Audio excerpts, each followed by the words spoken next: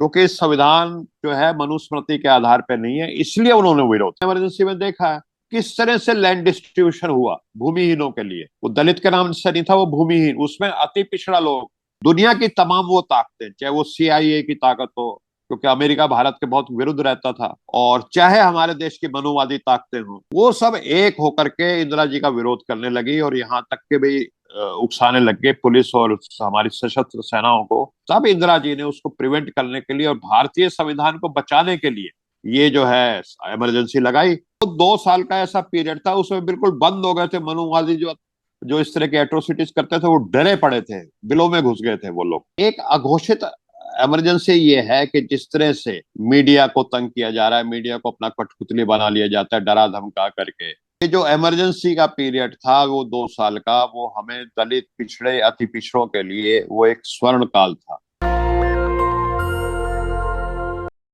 नमस्कार, मैं शंभू कुमार सिंह और आप देख रहे हैं नेशनल दस्तक। उड़ीसा में जिस तरह से दो बाप बेटे जो दलित समाज से थे वो गाय देना चाह रहे थे अपनी बेटी को, उनके साथ जो सुलूक हुआ। यूपी में आपने देखा किस तरह से ओबीसी समाज के लोगों के साथ बदसलूकी हुई, क्योंकि वो कथावाचक नहीं हो सकते हैं। और उससे भी बड़ी बात सोचिए, क्या आज जो हालात है बीजेपी की सरकार में, ये बीजेपी शासित राज्य है यूपी और उड़ीसा, क्या इसी तरह की हालात की कोशिश जनसंघ 1977 में कर रही थी? और क्या इसी मजबूरी में, चूंकि दलितों, पिछड़ों, आदिवासियों पर जो वो अधिकार दे रही थी, उन्होंने उन्होंने राजवारों का पेंशन खत्म किया था, उन्होंने बैंकों का राष्ट्रीयकरण किया था, वो लगातार जमीन चकबंदी करवा रही थी, सामाजिक न्याय को मजबूत कर रही थी, इसलिए उनकी सरकार को पलटना था और संविधान खत्म करने की साजिश थी। ये बड़ा उद्भेदन किया है, सोशल मीडिया प्लेटफॉर्म पर लिख रहे हैं मेरे साथ कांग्रेस के ओबीसी मोर्चा के राष्ट्रीय अध्यक्ष डॉक्टर अनिल जय हिंद साहब हैं। सामाजिक न्याय के लिए इनकी जो इंटीग्रिटी है उस पर शक नहीं किया जा सकता है। सामाजिक न्याय के बड़े योद्धा हैं। मंडल कमीशन लागू कराने से लेकर शरद यादव तक के साथ इन्होंने लंबी लड़ाई लड़ी है और फिलहाल कांग्रेस ओबीसी मोर्चा के चेयरमैन हैं। और उसके बाद लगातार राहुल गांधी आप देख रहे हैं कि सामाजिक न्याय के आवाज को बुलंद कर रहे हैं। तो क्या ये जो आज अनिल जैन जो सोशल मीडिया पर लिख रहे हैं उसी को समझने की कोशिश करेंगे? सर, अब तक कहा जा रहा था कि इमरजेंसी संविधान के खिलाफ था, आप कह रहे हैं कि चूंकि संविधान खतरे में था, दलित पिछड़ों को अधिकार दे रही थी, इसलिए जनसंघ सरकार पलटना चाहता था। शंभू जी देखिए, ऐसा है कि मीडिया किन लोगों के हाथ में है, वो आप बहुत लोग इसको कहते हैं कि आज गोदी मीडिया है, लेकिन मैं इसको मनुवादी मीडिया, ये पहले भी था आज भी है, मैं इसको मनुवादी मीडिया कहता हूं। तो ये आप इतिहास उठा करके देख लीजिए कि जब जब मनुवादी व्यवस्था के ऊपर खतरा आता है, तो पूरे ब्रह्मांड के जो मनुवादी हैं वो एकजुट होकर के उस खतरे को मतलब निपटने की कोशिश करते हैं। तो भारत का बाबा साहब ने कितना सुंदर संविधान बनाया, सबको मानवता के आधार पर बराबर का दर्जा दिया, महात्मा बुद्ध के उसूलों के ऊपर। तो ये जो मनुवादी लोगों को ये समतावादी संविधान पसंद नहीं आया और वो चटपटाते रहे। और 4 दिन बाद ही उन्होंने ऑर्गेनाइजर में लिख दिया था, जैसे ही 26 नवंबर 1949 को बाबा साहब ने वो पेश किया था, देश को सौंपा था, 30 नवंबर हम्म। को गोलवालकर जो उस समय ऑर्गेनाइजर आरएसएस का अखबार था, उसमें उन्होंने एडिटोरियल लिख दिया था कि इसमें क्योंकि मनुस्मृति नहीं है। आप ये गौर करने की बात है, क्योंकि संविधान जो है मनुस्मृति के आधार पर नहीं है, इसलिए उन्होंने विरोध किया। तो वो सब आपके सामने है। फिर इंदिरा जी ने जो ऐतिहासिक कदम उठाए, Indira ji was an iron lady जिसको बोलते हैं, जिससे पूरा दुनिया जो है, अमेरिका भी थर्राता था उनकी विल को देखते हुए, उनकी आयरन विल थी। तो इंदिरा जी जो थी वो दलितों और पिछड़ों के लिए बहुत सेंसिटिव थी। और वो इस हम्म। तरह के काम, जैसे बैंक पहले सारे प्राइवेट हुआ करते थे और वो प्राइवेट लोगों के ही काम आते थे। जो हमारे देश के जो दलित पिछड़े थे, उनको अगर 10,000 रुपए की भी जरूरत पड़ती थी तो साहूकार के पास जाते थे। वो साहूकार उनसे 5% महीना यानी 60% पर एनम के हिसाब से ब्याज वसूला करता था। और उनको ऐसे स्थितियां थी कि जीवन भर के लिए वो बॉन्डेड लेबर बन जाते थे, जीवन भर के लिए वो उनका लिए काम करने के लिए मजबूर हो जाते थे, ऐसे वो बही खातों में लिखवा लिया करता था। तो इंदिरा जी ने क्या किया कि बैंकों का राष्ट्रीयकरण किया, और ये जो है ना छोटे छोटे लोन 10-10 20-20 हजार के, ये दलितों पिछड़ों को बिना कोलेटरल यानी बिना कोई अपनी संपत्ति को रखे उनको मिलना, एक ऐसा कानून बन गया। तो उससे ये सारी की सारी जो साहूकार की लॉबी थी वो बहुत चिंतित हो गई, और दलितों के उत्पीड़न के खिलाफ जिस तरह से कानून बने, और जिस तरह से इंदिरा जी ने जिसको कहते हैं लैंड डिस्ट्रीब्यूशन का कार्यक्रम शुरू किया, क्योंकि जमीन तो पहले सिर्फ जमींदारों के पास रहती थी, और हमारे दलित भाई और जो अति पिछड़ा भाई है, जैसे जो कुम्हार लुहार जो इस तरह के हमारे अति पिछड़ा भाई थे, उनके पास जमीनें नहीं रहती थी। तो उन सबको लैंड डिस्ट्रीब्यूशन, एक एक एकड़ कम से कम जमीनों, दिल्ली में मैंने देखा है, जिस समय इमरजेंसी लगी तो मेरी उम्र 19 साल थी तब, और 19 से 21 साल में मैंने इमरजेंसी में देखा है कि किस तरह से लैंड डिस्ट्रीब्यूशन हुआ भूमिहीनों के लिए। वो दलित के नाम से नहीं था, वो भूमिहीन, उसमें अति पिछड़ा लोग जो बढ़ई थे, जो कुम्हार थे, जो लोहार थे, उनको भी एक एक एकड़ एग्रीकल्चर लैंड मिली, और एक एक प्लॉट मिला उनको 400-400 गज का रिहायशी रिहायशी इलाके में। तो इस तरह के काम उनके हो रहे थे। तो ये बेसिकली जो मनुवादी लोग थे वो इस संविधान से जो समता आ रही थी उसके खिलाफ थे, और उन्होंने मिलकर के ये साजिश रची। और यहां तक कि उन लोगों ने एक फौज और पुलिस को उकसाया कि सशस्त्र विद्रोह कर दे इस सरकार के खिलाफ, जो एक जिसको कहते हैं लोकतांत्रिक तरीके से चुन करके आई थी इंदिरा जी की सरकार। तो इंदिरा जी तो खतरे को, जिसको कहते हैं ना, prevention is better than cure, कि ये नहीं कि कैंसर हो जाए फिर उसका इलाज करें, वो कहते हैं कैंसर होने ही नहीं देंगे हम। तो आपने देखा जैसे खालिस्तानी वहां पे स्वर्ण मंदिर में उभर रहे थे, तो उन्होंने खालिस्तानियों का इलाज किया, ऑपरेशन ब्लू स्टार कर दिया टाइमली, वरना आज हमारे देश में खालिस्तान बन गया होता। सिक्किम में चाइना बन घुस रहा था और कश्मीर से बुरी हालत हो जाती। अगर सिक्किम में चाइना घुस जाता तो आप उस समय बांग्लादेश की कितनी चिकन नेक की क्या दूरी है। तो उस खतरे को पहले ही टालने के लिए उन्होंने सिक्किम का विलय कर लिया भारत में। और आपने देखा कि इस तरह के पाकिस्तान के दो टुकड़े किए, वो तो आपके सामने है। तो दुनिया की तमाम वो ताकतें, चाहे वो सीआईए की ताकत हो, क्योंकि अमेरिका भारत के बहुत विरुद्ध रहता था, और चाहे हमारे देश की मनुवादी ताकतें हों, वो सब एक होकर के इंदिरा जी का विरोध करने लगी, और यहाँ तक के भी उकसाने लग गए पुलिस और हमारी सशस्त्र सेनाओं को कि वो विद्रोह कर दे। तब इंदिरा जी ने उसको प्रिवेंट करने के लिए और भारतीय संविधान को बचाने के लिए ये जो है इमरजेंसी लगाई। और बहुत लोग कहते हैं जी उसमें नसबंदी कर दी। मैं आपको ईमानदारी से बताता हूँ, मैं 68 साल का हो गया, और जब इमरजेंसी लगी तब मैं 18-19 साल का था। पिछले 50 साल में मैंने एक आदमी, मुझे अपने फ्रेंड सर्कल में, रिश्तेदारी में, या जो दोस्ती में, मैं हजारों लाखों लोगों से मिल चुका हूँ अब तक, जो ये कहते हैं मेरे फलाने दोस्त का या रिश्तेदार की जबरदस्ती नसबंदी हुई थी। तो ये जिसको कहते हैं प्रोपेगेंडा फैलाने में जिसमें ये माहिर है, वो हुआ। और जो सबसे बड़ी बात थी, आप उस पीरियड में उठा के देख लीजिए, दलित उत्पीड़न की जो दलित एट्रोसिटीज जो होती थी, जो अति पिछड़ों के ऊपर एट्रोसिटीज आज भी हो रही है, वो उस पीरियड में बिल्कुल बंद हो गई थी, क्योंकि मनुवादी लोग थे वो डर गए थे कि इमरजेंसी लगी हुई है और इंदिरा जी का राज है। तो ये सारे अच्छे काम हुए। आज भी जो मनुवादी मीडिया वो ये कहता है इमरजेंसी गलत थी, ये थी, और हमारे लोगों को बहकाने की कोशिश करता है। तो ये एक जो ऐतिहासिक सच है, ये कम से कम हमारे जो दलित पिछड़े भाई हैं उनके सामने आना चाहिए, मेरे को ये कहना है शबू जी। नहीं, देखिए, एक तो आपका फैक्ट बहुत मैच कर रहा है। 1969 में बैंकों का राष्ट्रीयकरण होता है पहला बार। 1969 में इंदिरा जी करती हैं बैंकों का राष्ट्रीयकरण, 14 बैंकों का। इमरजेंसी लगता है 1977 में, मतलब 75 में लगता है, 77 खत्म होता है। 25 जून, आज इमरजेंसी को लोग याद कर रहे हैं। लेकिन कुछ लोग कह रहे हैं जनसंघ, ये भी सच है कि बाबा साहब ने इमरजेंसी का प्रावधान संविधान में रखा था कि अगर कोई बाहरी खतरा हो देश पर या इंटरनल सिक्योरिटी का कोई मामला बिगड़ जाए तो आप इमरजेंसी का प्रावधान है। जब जब युद्ध में हम जाते हैं, जब युद्ध के हालात हों तो इंटरनल सिक्योरिटी।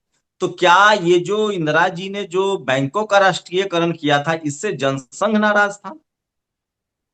देखो, हर कोई जानता है कि जनसंघ एक पूंजीपतियों की पार्टी रही है, और उसमें बहुत राजे महाराजे उस समय जनसंघ में होते थे, आपने देखा।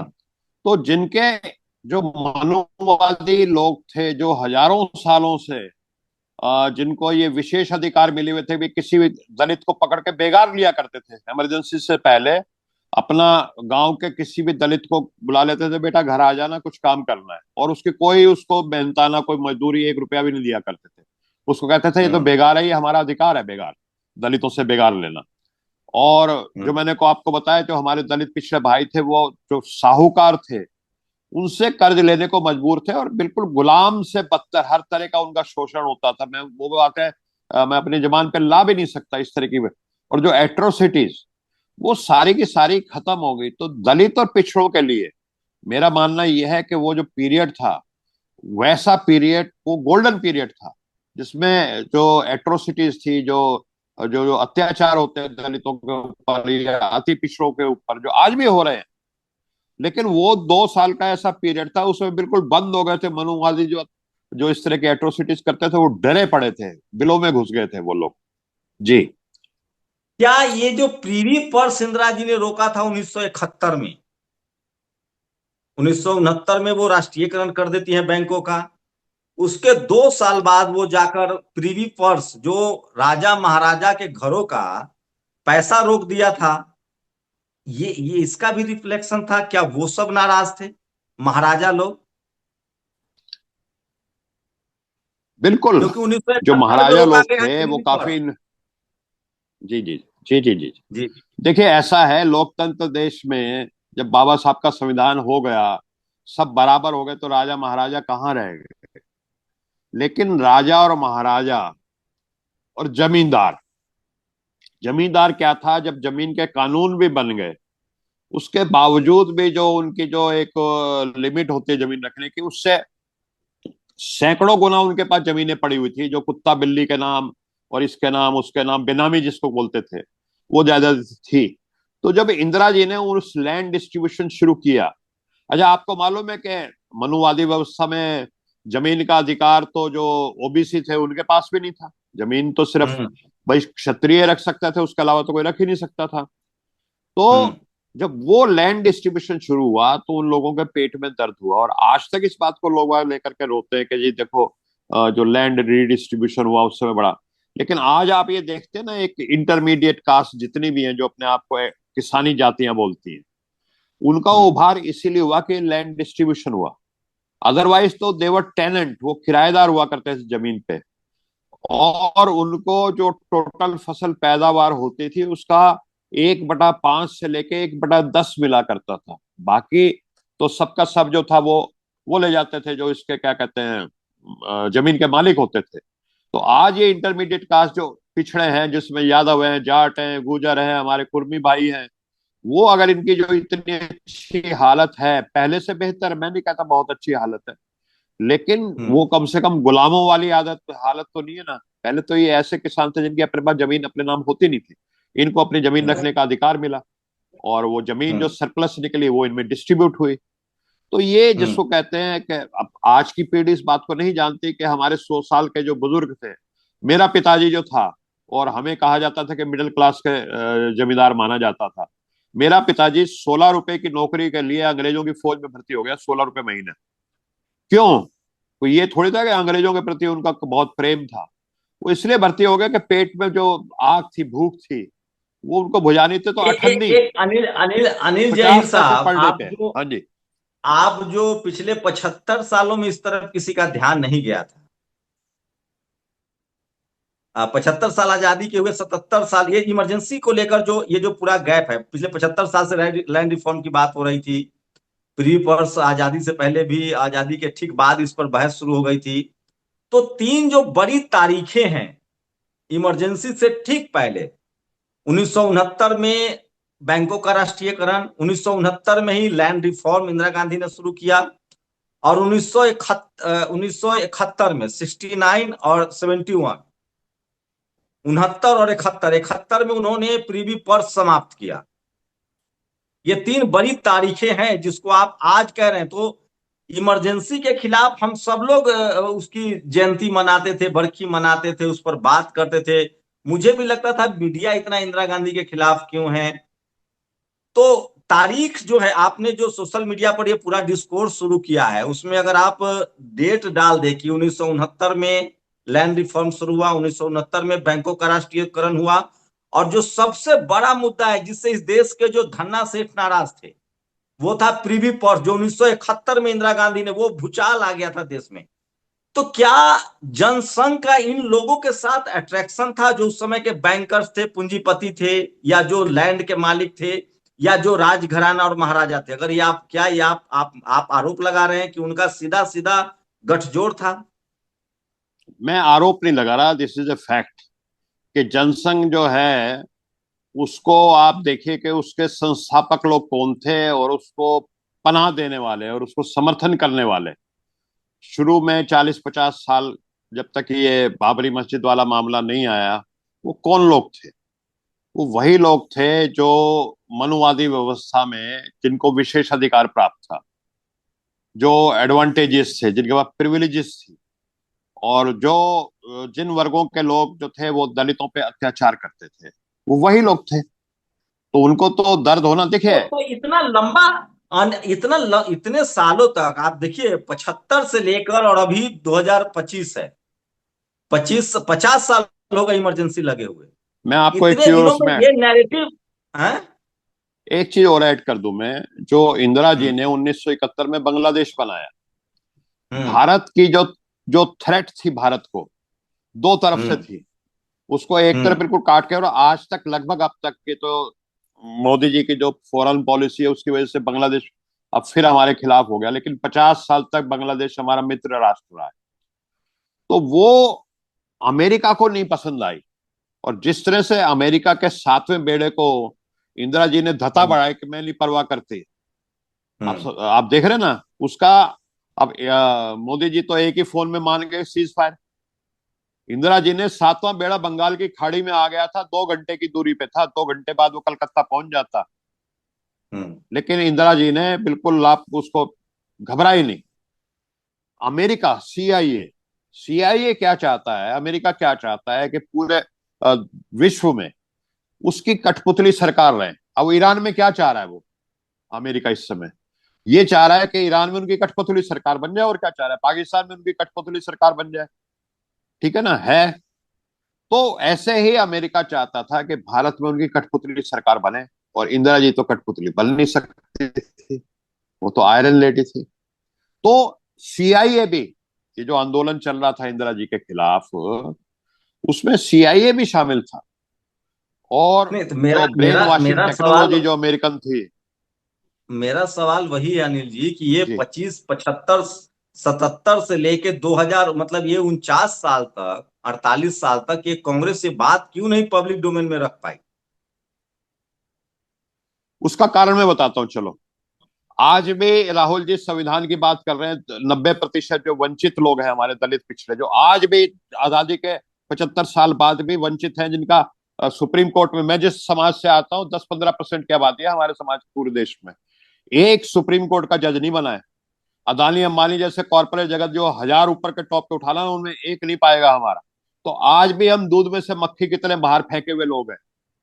तो ये जो बात जो है, ये आज राहुल जी उठा रहे हैं, तो आज कांग्रेस में कितने लोग हैं जो राहुल जी का साथ दे रहे हैं? तो इंदिरा जी के खिलाफ भी वो मनुवादी जो लोग थे, जो जो हावी थे उस समय भी, तो उन्होंने वो नैरेटिव पकड़ा ही नहीं। लेकिन लोगों ने उस चीज को समझा। 1980 में 77 के बाद 2.5 साल के बाद इंदिरा जी जिस थंपिंग मेजोरिटी के साथ आई हैं, तो वो ये था कि आम जो दलित पिछड़ा था इस देश का समझ गया था कि जो इंदिरा जी ने काम किया, जो एट्रोसिटीज बैंक तो हो गई, जो हमें लैंड मिला, जो हमारे सदियों से, हजारों सालों से, 3000 साल से हमारे बाप दादाओं के पास जमीन नहीं थी, 1 इंच जमीन नहीं थी। इंदिरा जी ने एक एक एकड़ दिल्ली में मान जमीन दे लीजिए, दी, जो आज 20-20, 25-25 करोड़ की है। मान लीजिए कि जो जी, कांग्रेस में स्लीपर सेल पहले भी था, अभी भी है, वो नहीं बोल रहा है, लेकिन क्या अब हाँ। ये राय हम अनिल जैन साहब का राय माने, आपका पर्सनल ट्वीट माने, या माने कि ये कांग्रेस की राय है? क्योंकि आप मैं कांग्रेस के देखिए, ऐसा राष्ट्रीय है कांग्रेस। ओबीसी मोर्चा के राष्ट्रीय अध्यक्ष हैं। चलिए मैं इस चीज को बोल और देता हूं कि ये मैं ये आंख खोलने वाली चीज है, ये आंख खोलने वाली चीज है। तारीखें इसको आपके सारे आपकी जो मैं बातें हैं, तारीख उसकी हाँ, पुष्टि करती है। 1969 में लैंड रिफॉर्म, 1969 में बैंकों का राष्ट्रीयकरण, 1971 में पीबी पर्स खत्म होता है, 1971 में बांग्लादेश बना दिया जाता है। इंदिरा गांधी जी ये जानते हुए कि उन्होंने ऑपरेशन ब्लू को अंजाम दिया, उन्होंने सिख समाज के अपने सुरक्षा गार्ड को नहीं हटाया, तो नेशनलिज्म उनमें भरा हुआ था, इससे कोई इनकार नहीं कर सकता है। क्या ये जो लाइन आप ले रहे हैं, जो ये जो उस समय जो जितने शोषित वंचित समाज के नेताओं को भड़काया गया, कहा जा रहा है कि इमरजेंसी का समर्थन लोग कह रहे हैं कि आरएसएस भी कर रहा था, तो ये तो बड़ा कंट्राडिक्शन हो रहा है सर। और क्या अब कांग्रेस इस राय को लेकर आगे बढ़ेगी कि हम चूंकि सोशल रिफॉर्म कर रहे थे, सामाजिक बदलाव कर रहे थे, और ये उस समय के जो जातिवादी मनुवादी ताकतें थी, चाहे वो इकोनॉमिकल थी या सोशल थी, उनको पसंद नहीं था? और क्या मैं शंभू जी हाँ मैं शंभू जी जो भी बोल रहा हूँ, डॉक्टर अनिल जयहिंद के रूप में नहीं बोल रहा। मैं बहुत जिम्मेवारी से, डॉक्टर अनिल जयहिंद जो चेयरमैन है ओबीसी डिपार्टमेंट एआईसीसी का, वो बोल रहा है। आप ये समझ लीजिए। आज तो इमरजेंसी का प्रावधान संविधान में था, लगा इंटरनल फोर्सेज है। आज एक आपकी पार्टी के राष्ट्रीय अध्यक्ष ने प्रेस कॉन्फ्रेंस किया है, उन्होंने कहा है कि देश में अघोषित इमरजेंसी है। इसको इसको कैसे आप कैसे देख रहे हैं, क्या कहना चाह रहे हैं, किस तरह की बिल्कुल है। अघोषित? देखिए, ऐसा है कि इमरजेंसी जो है, एक होती है संवैधानिक इमरजेंसी, जब देश के संविधान के ऊपर खतरा हो, जब जो लोकतंत्र चुनी हुई सरकार है उसके खिलाफ सेनाओं को उकसा दिया जाए उस सशस्त्र विद्रोह के लिए, एक तो वो इमरजेंसी होती है और जो कानून के अनुसार लगी। और एक अघोषित इमरजेंसी ये है कि जिस तरह से मीडिया को तंग किया जा रहा है, मीडिया को अपना कठपुतली बना लिया जाता है डरा धमका करके, और जिस तरह से लोगों को डरा धमका करके उनके ऊपर इस तरह के ये अत्याचार किए जा रहे हैं, वो हमारे जो माननीय राष्ट्रीय अध्यक्ष हैं उन्होंने बिल्कुल सही बात की, मैं उनसे 100% सहमत हूँ। लेकिन आज हमें ये बात भूलनी नहीं है कि जो इमरजेंसी का पीरियड था वो 2 साल का, वो हमें दलित पिछड़े अति पिछड़ों के लिए वो एक स्वर्ण काल था। जो आपके जैसे, मैं तो उस समय 18-20 साल का था, मैंने देखी है। तो आप, मैं नौजवानों से कहना चाहता हूँ कि आपके बड़े बूढ़े बुजुर्ग जो हैं, आप उनसे पीछे कि दवाइयां कितनी सस्ती थी।